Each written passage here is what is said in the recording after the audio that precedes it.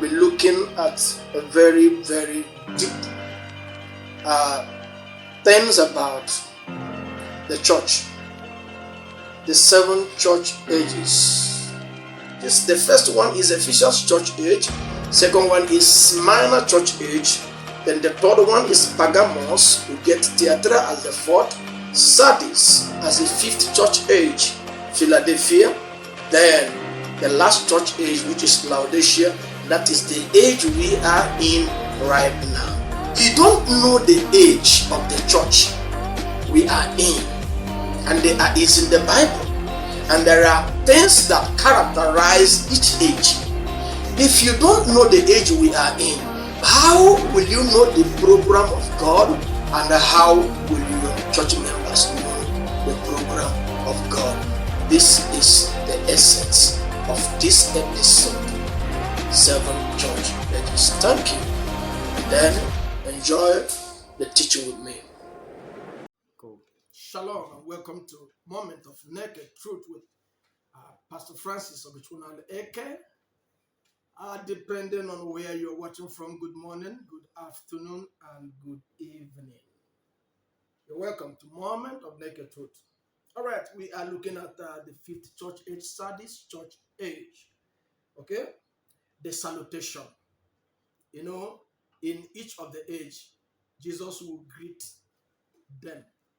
Let's see his greeting and salutation to this church.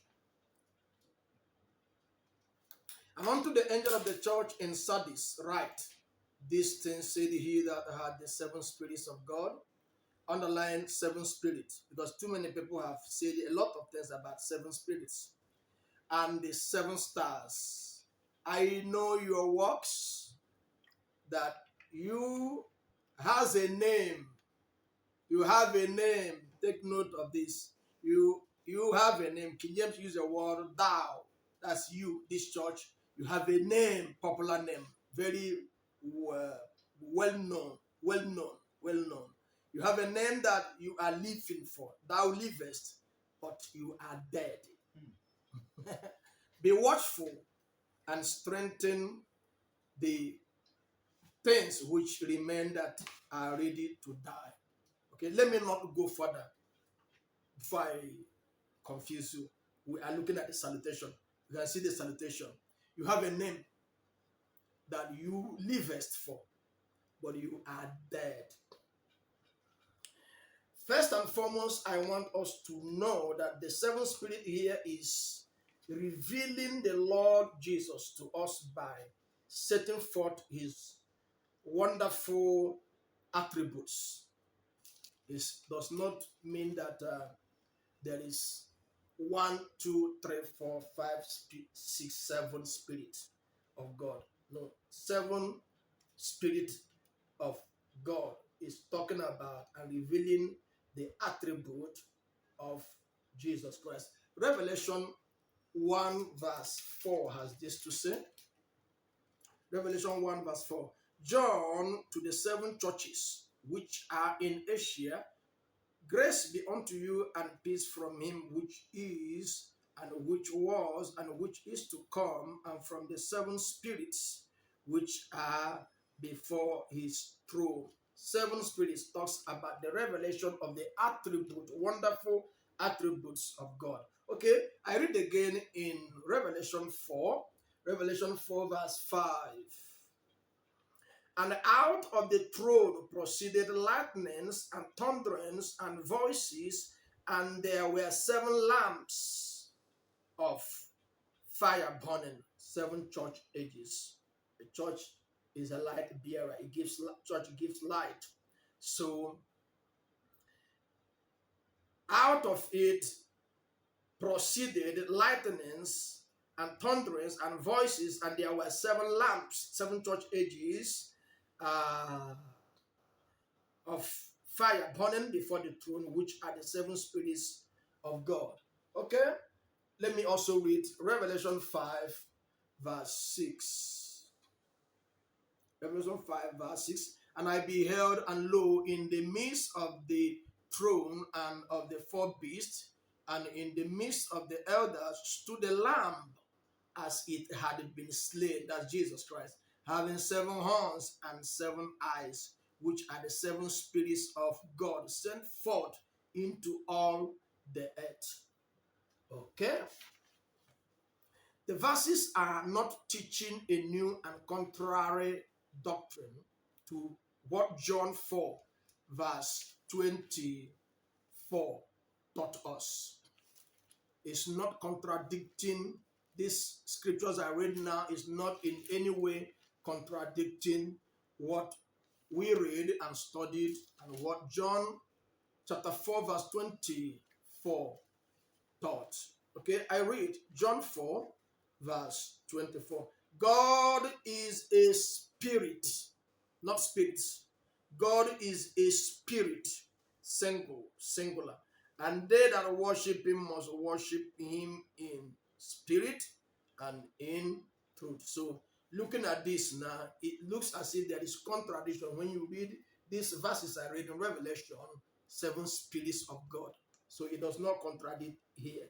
Rather, in summary, what that the scriptures here in Revelation is saying is that the same spirit of God that operated in the first church age is the same that will operate in second church age. That same spirit that was upon Apostle Paul was the spirit that was in Irenaeus in Smyrna church age, the second church age, and the same spirit was on Martin in third church age at Pergamos, and that it was the same spirit operated in the fourth church age, and it is the same spirit that operated in the fifth church age. So there will be no contradiction among these star messengers because it is one and same spirit operating in each of the church age. The same spirit operating in this Sardis age will be the one operating in the sixth church age, Philadelphia, and then Laodicea. So there is no contradiction. So that I want to just clarify that for the purpose of those who are actually studying Bible. God is a one spirit. Let us see First Corinthians. God is a spirit. God is not a spirits. God is not spirits. All right, that's what I want to achieve there. First Corinthians chapter 12. First Corinthians chapter 12, verse 8 to 11. For to one is given by the Spirit word of wisdom, to another the word of knowledge by the same Spirit, not two spirit. Yeah. To another faith by the same Spirit. Same. That's what I'm trying to explain. The 7 spirits of God. They are not distinctive, separate spirits.